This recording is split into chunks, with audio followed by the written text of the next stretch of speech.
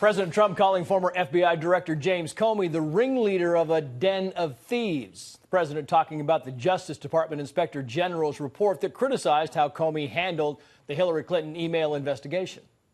What he did was criminal. What he did was a terrible thing to the people. What he did was so bad in terms of our Constitution, in terms of the well-being of our country. What he did was horrible. Should he be locked up? Let somebody make a determination.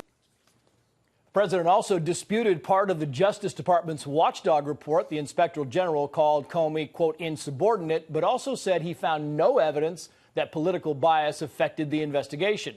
The president calling that conclusion wrong and ridiculous.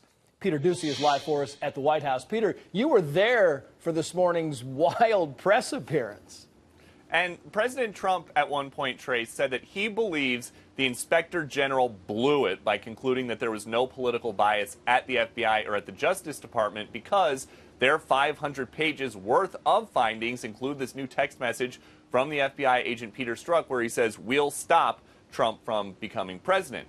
Other than that, President Trump says he thinks it's a good report.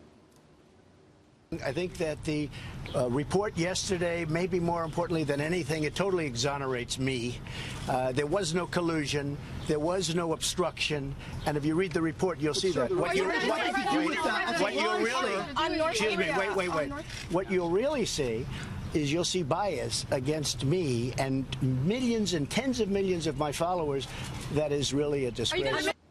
The Inspector General's report didn't deal directly with President Trump or members of his campaign in the run-up to the election. It was essentially an investigation of the Clinton server investigators. However, many of the same players at the Justice Department are parts of both orbits, and so the president is using yesterday's report to bring back up the Mueller investigation and to say that he thinks what he sees as bias at the FBI and on the special counsel's team has discredited Mueller's team. Trace.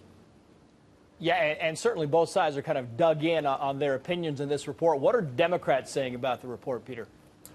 Trace, they're mad, just like the president, at James Comey, but for a different reason. There are two conclusions I draw from the report. One, no political bias. And two, the actions of the then FBI director more than one time actually benefited Mr. Trump's campaign and his election chances.